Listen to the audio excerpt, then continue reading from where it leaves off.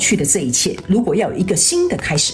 一定势必要有一个人把这个宝剑拔出来，我用尽我所有的力量向前去想办法支撑这段关系，或者是想办法达到一个共识，或者是努力付出我应该要投入的地方。你原本有热情的，你原本有初衷的，你原本有动力的，在这里会开始，我刚刚讲，在第3个月你会感觉你已经被消磨殆尽了。我还有爱吗？我这个圣杯里面还装着爱吗？我还爱这个人吗？我还热爱这个事业吗？我还想要在这个团队里面去奉献吗？第2个月份就是你必须要能够有能力去看到你到底在什么样的循环里面不断的打转。Hello， 巨蟹座的朋友们，大家好，我是 Jane。今天这个影片是要给巨蟹座的朋友们的正能量运势牌卡解读哦。那我们正能量运势牌卡解读呢，没有任何时间上面的限制，所以呢，如果你不是在我们首播的时候看到这一则影片的话呢，我会请你以当下的季节或者是前后推敲3个月的时间，通通都可以哈。影片下方资讯栏有详细的影片使用说明。那当然呢，我也相信什么时候看见就是最适合你的时间，所以你也可以不需要拘泥这些时间点去享受这些讯息要为你带来的协助就可以了哈。好，那我们今天呢，一样在开场同时会跟巨蟹座的朋友们说明一下有关于这个正能量运势整体的这个架构跟流程。首先呢，我们正能量运势牌卡解读有分为上下半场。那上半场的部分就是看到你现在看到我现在正在洗牌的这个部分，我们呢会针对3个层面来进行一个说明。第一个部分就是来分析一下各个月份的能量场的现状以及这个轮廓。那第2个部分呢，我们会来看看你在哪些状况里面或者是哪些面向会感觉到有点内耗。那第3个部分，让你在这个状况当中开始顺利运转的这个内在力量是哪些 ？OK， 紧接着我们就会进入到下半场的延伸牌卡解读。那在下半场的延伸牌卡解读，我们有5个部分，分别是第一个部分也就是我们的宇宙验证牌卡。我会用宇宙验证牌卡来验证呢，我在上半场跟你讲的各个月份跟正能量的这整体现状、症结点或者是可能会发生的事件，做一个详细的解说。那接下来呢，在第2个部分，我们会来看看各个月份你有哪些需要改变的旧有的模式。第3个部分，我们会来看每个月份的过程当中，你可能会遇到哪些卡关的这个症结点。那第4个部分呢，我们会来看看经历过这一季的这个洗礼之后呢，各个月份你会新增或拥有哪些全新的能力。那最后呢，我们就会来看看天使跟宇宙有什么样的讯息，希望透过传讯者我以口说表达的方式来传递给你哈。这个部分是大家最喜欢的。好，那呢，以上报告完毕，就准备要进入到这一次巨蟹座的朋友们的正能量运势牌卡解读。那再一次跟新来的朋友们说明一下哈，等一下在解牌的过程当中，我会讲第1个月跟第2个月跟第3个月，并不代表这一季的1、2、3月份，而是代表这个季度过程当中的首月、次月跟末月，好吧 ？OK 哈，好，说明完毕，那我们就准备进入到你的能量场当中。那请巨蟹座的朋友们给我一点时间，让我去感受你能量场上面的呈现跟细节哦。好，请稍后哦。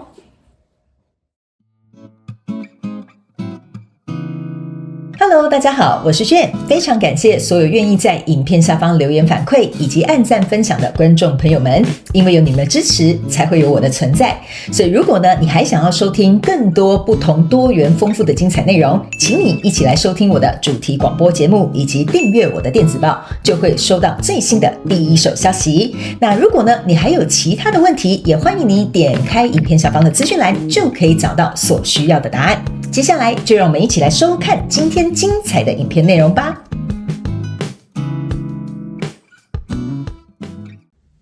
OK， 行，我觉得巨蟹座的朋友们啊，这样叫巨蟹座的朋友们，对不起，很抱歉啊，巨蟹座的朋友们，我个人会感觉呢，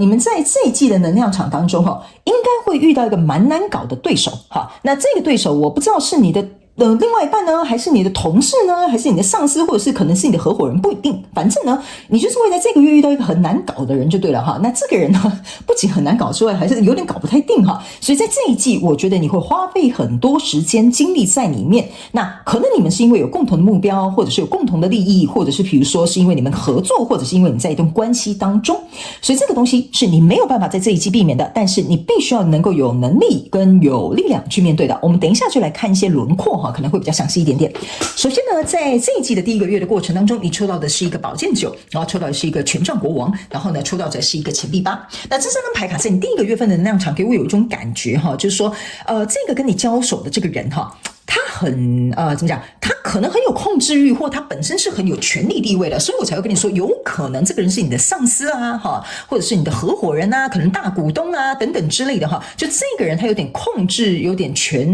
力，身份地位比较高，或者是他是喜欢掌权的哈，或者是他这个人有点固执阿爸哈，都有点可能哈。就这个人他是比较硬的哈，比较刚硬的那一种。OK 哈，那现在朋友们，我先跟你说明一下哈，我的所有的牌卡没有任何主题的限制，那请你呢灵活运用妈妈生给我们的大脑，我们把这些所有的讯息让它最大利益化，能够帮助到我们的生活。所以呢，等一下我在讲解的过程当中，你可以自行套用在你目前所遇到的相关状况、人事物、事件、梦想或目标，甚至关系跟创业项目都无所谓。OK， 但是你要灵活运用，可能角色可以互换。好，跟你报告完毕，我们就准备进入带入这个讯息哈。好，来，那这里呢，我用一个比较简单一点的哈，比如说我不知道为什么这边讲到一个子女教育的问题，我的直觉是这样告诉我，所以我就用一个假设，你是在一段婚姻里面，你们在商讨子女教育问题，或者是比如说你们在经营家庭里面的观念可能不太一样的人哈，我不是说只有这类人，我用这个举例哈，那这样你们等一下在听我解释的时候会比较清楚。好，假设呢这个人是你的另外一半，这个人是你哈，我就把你当女生好不好哈？因为呢来看我的影片大部分是女生哈，比如说这个就是你哈，你觉得你快要被烦死了哈。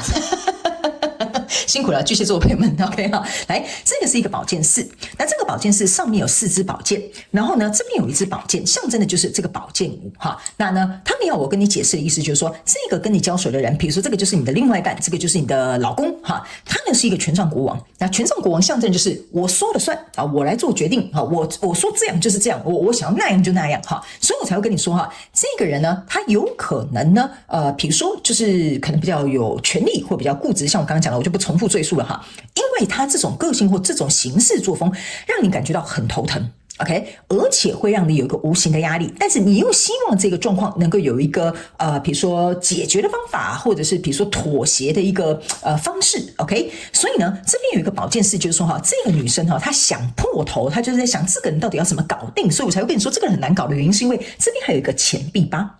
OK， 钱币八呢，象征的意思就是说，你跟这个人哈，你们应该是有一点基础，比如说我们两个一起合伙，我们两个一起结婚，我们两个是同事或者是长官关系，或者是比如说我们两个一起创业哈，所以这个钱币八象征的意思就是说，你们之间是有一些状况、条件、因素的牵扯，所以没有办法进行一个分离。OK 哈，那钱币八呢，往后走是钱币九，往前走是钱币七。钱币七的意思就是说呢，好，大不了老娘不跟你合伙，或者是我就跟你离婚。钱币九呢，往后走也是一个单身的选择。OK 哈，所以呢，现在为什么这个钱币八在这里的意思就是说，因为你们有一个固定的一个基础，比如说我们已经成家立业了，我们已经创业了2-3年在一起了，所以这个时候说要收摊哈，或者是要安全下庄哈，是有很多细节跟一些顾虑要去考量的。这个是我在第1个月份能量场的时候，我感觉你跟这个人呢，是因为这样子的状况，所以有一些情势可能不是很明朗，不是很清楚，或者是还没有办法被解决哈。但是我个人会感觉呢，你的压力是蛮大的，特别是在这种我觉得你心理压力当然有，可是我觉得你的压力是比较来自于你的想法很多。好，我到底要怎么样跟这个人沟通？我到底要怎么跟这个人协调？这个人怎么这样讲不听？是这种东西哈，会用你的脑袋的这种压力会多过于你心理的压力。你的心理的压力比较有点像说呢，因为你已经知道这个人就是这样的。所以你心里有再大的压力也无所谓了，但是事情摆在这，我们终究要解决，所以你脑袋在运转的那个压力会胜过于你的身体跟你的心理压力。好，我这样子形容，你可能就会了解我在跟你讲什么了。所以呢，来到第2个月份的时候呢，这边是一个圣杯2，这边是一个权杖5，然后还有这个是 Temperance。OK 哈，你注意看这3张牌卡哈，这2个人哈，这是一对情侣哦，他们2个却不牵手哦，这个人有点不屑哦，这个人是拿着圣杯在这里哦。OK 哈，所以我觉得在这个角色当中哈，当然这个我的频道没有分什么男女或男女哈，你们自己套用角色就好。但是我就维持刚刚那个老婆跟老公的角色哈。比如说这个老公呢就很不屑，这个老婆呢就说：“老公，你看这怎么样？你看我新买的圣杯漂不漂亮啊？”哈，就是我觉得这个女生哈，这3个人哈。他呢，软的也来了，他有点像说，你已经软硬兼施了哈，示好也做了，强硬你也尝试了 ，OK 哈，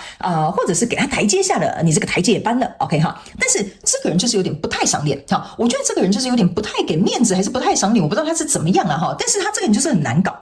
然后呢，正是因为你软硬兼施了，所以呢，这个人还不给你赏脸哦，所以这个权杖5就会造成你们之间更多的矛盾，所以导致于这个圣杯，你注意看到这个 Temperance 是把这个圣杯倒掉，就等于是说这会去消磨你们之间对彼此的爱。就比如说，老公可能就不爱老婆，老婆可能就不爱老公，可能就是耐心耗尽了，然后爱也磨光了。OK， 那如果你们是比如说工作，或者是比如说一起合作创业的人，就是说你会对于这一份工作热情就会减少了。好，你对这个创业当初的这种初心这种勇气也会因此而可能就慢慢的减弱了。所以这边就有一个这样子的状态会出现。所以我觉得在第2个月，可能软硬兼施都做了，但是结果可能并不是很理想，反而造成一个更大的冲突。最重要的是呢，这个是一个权杖五你不要忘了这个权杖五里面呢，它其实只有2只权杖，就是我们2个人对着干 ，OK 然后呢，这个权杖国王在过去就是这个老公权杖2加权杖国王象征的是权杖3，但是它不是一个单独的权杖3，就代表说这件事情可能在1月份发生，在2月份我们改一个方法去处理，可是还是没有得到想要的结果，反而这个结果有可能是令人失望，会让人家消减这份爱。然后呢，这个权杖3之所以为什么会分开，就是还是找不到一个共同的共识，或者是去一个新的方向。OK， 所以来到第3个月的时候呢，这边抽到一个钱币9跟一个隐士牌卡，然后还有一个权杖9。OK， 我个人会感觉来到第3个月份的时候，你跟这个交手的人事物，你注意看你们原本是一人拿1支权杖。OK 那现在变成是这个人一个人拿2支权杖。OK 然后呢，这个人拿2支权杖之外，左右两边还有2支权杖。OK 所以呢，我个人会感觉在这个状况当中，比如说假设是这个老婆好了就是这个女生的这个角色呢你注意看这个男生还是一样很固执，背对看这个女生，完全不就是我不知道这个人到底有什么毛病不知道，有时候解牌就是很直率就是我不知道有什么毛病。你看吗？这个人跟他讲说，哇，你看我的玫瑰花这么漂亮就算做出什么样的惊讶啦、情绪啦、改变啦、软硬兼施这个人永远你注意看这个人永远都是那种很不屑的这种表情跟状况，你懂我意思吗？所以我不知道这个人到底是有多难搞啦但是 anyway， 这个人呢，我个人会感觉这个惊吓的这个脸庞有一点像是说，这个人在透过第3个月可能会是巨蟹座的朋友们，你做最后一次尝试OK， 你已经做最后一次尝试了，你心里有一个定案了。第3个月我想做最后一个尝试如果我最后一个尝试他还是给我摆这个脸色，他还是这样子不跟我妥协，他还是这样子不跟我协调的话这个权杖9这个少林武功这个少林寺的这个和尚他2支权杖拿出来了 OK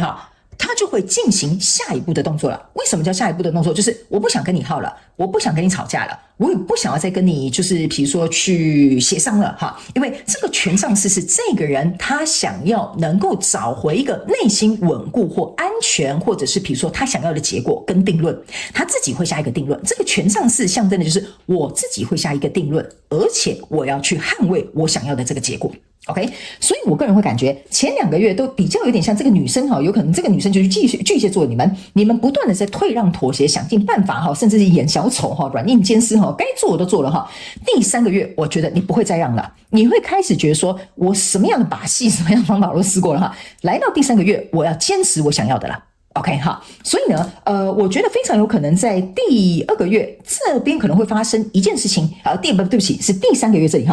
这边可能会发生一件事情，变成是压倒巨蟹座的最后一根稻草，所以你可能会在第3个月大彻大悟了。你会发现一件事情，就是说我在这个跟我交手相关状况人数当中，我根本就像大海里捞针，我根本就是在黑暗里面提着一盏灯，我根本不知道接下来这个光明的未来什么时候会来，这个是你心里的感触。OK 所以呢，我必须要告诉你，这个跟你交手人数呢，在这一季可能暂时还没有一个结论，但是我觉得你心里会有一个定论了。OK 所以这件事情虽然没搞头了，没有结论，但你心里会有一个定论，好不好？所以不要紧张。好，来，接下来我们来看一下你在哪些状况里面呢会面临或者是会感觉到有点内耗，好吧？我们来看一下。好，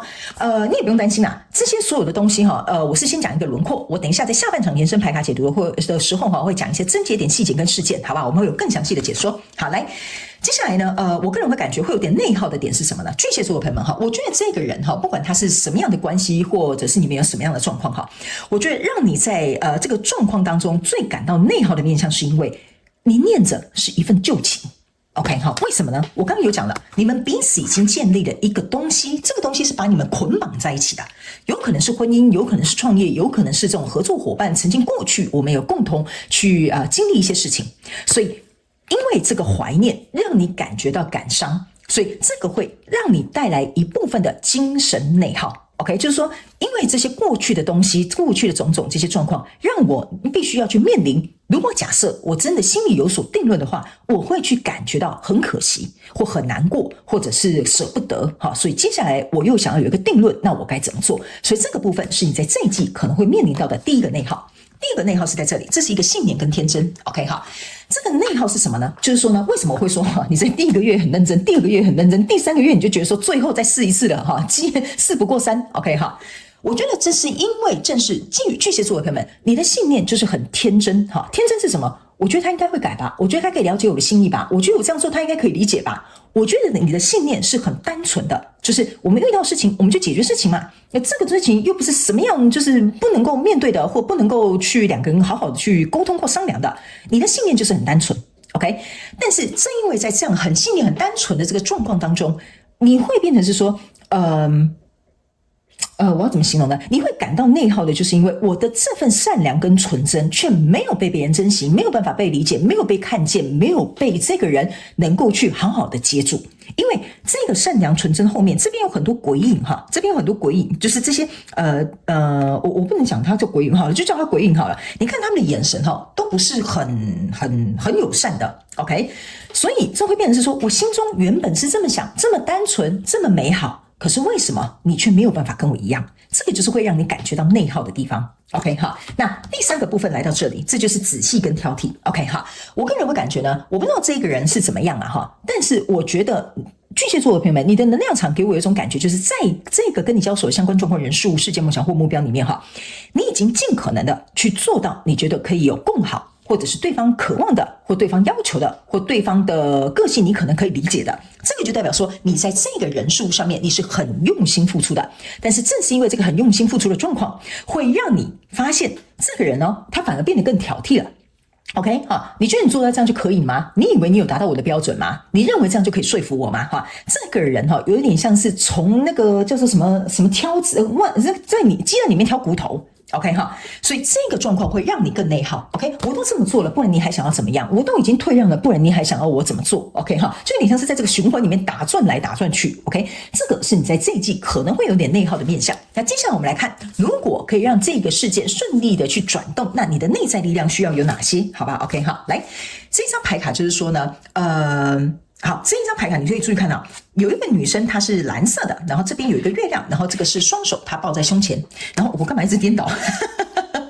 然后呢，这边呢这张牌卡叫做 Create More，OK 哈，他们要告诉你一件事情，就是说，如果你想要这件事情有一个顺利的转动，你的内在力量要有哪两种？好，第一件事情就是接受事实，现在当下的状况，就是这一张牌卡 ，OK， 我知道这件事情目前没有办法推动，我就接受这样子的现状。OK， 因为那就代表你不执着，你不紧抓，你会释放，你会臣服。OK， 臣服并不代表投降，臣服是代表接受当下的现状，我不再挣扎，因为挣扎会费力，但是不挣扎，放轻松，你就不会耗力。OK 哈，那来到这边呢，这张牌卡是说你 create more。OK 哈，就是说你要把你的专注力放在一个真正能够去创造改变的地方，这件事情反而就推动了。例如说，这个人就是很固执，他没有办法改变他的想法，你把你所有的专注力放在要改变这个人，改变他的个性，改变他对你的看法，没有用的，因为他不会改变的。所以他们说，你应该要把这个专注力放在一个真正能够创造真实改变的人事物上面。他们说，只要你能够具备这两个内在力量，这件事情反而就会很顺利的开始转动，好吧 ？OK 哈，好，那接下来呢，我们要来看到下半场的延伸牌卡解读，看看经由这些内在力量，还有这些改变跟这些轮廓之后，你在这一季会有哪一些不一样的状况出现，好不好？那我们在下半场的延伸牌卡解读，我们会分为5个面向。第一个，我先用宇宙验证牌卡来验证我刚刚要跟你说明的这个各个月份的能量场的现状、症结点跟细节。第二个部分，我们来看每个月份你有哪些需要改变的旧有的模式，可以让这一季的事情过得更顺畅。第三个部分，我们来看各个月份你会遇到哪些卡关点，那这样子你闯关就会顺利一些。第四个部分，我们会来看各个月份你会开始拥有哪些全新的能力，让你在闯关的过程当中可以变得比较轻易一些些。OK， 最后我们会来听看看天使跟宇宙有什么样的讯息，希望透过传讯者我用口说表达的方式来告诉你。OK， 好，那以上如果你想要来参加我们下半场延伸牌卡解读，那我们下半场延伸牌卡解读的连结就在这则影片下方的资讯栏的第一行，你可以很轻松找得到它。所以欢迎你们以行动来支持我们的频道，好吗？那我也希望上半场的这个简单的这个轮廓可以为巨蟹座的朋友们带来一点帮助，也非常感谢巨蟹座的朋友们来收看我的影片，也希望你会喜欢。那我们就下半场延伸牌卡解读见喽，拜拜。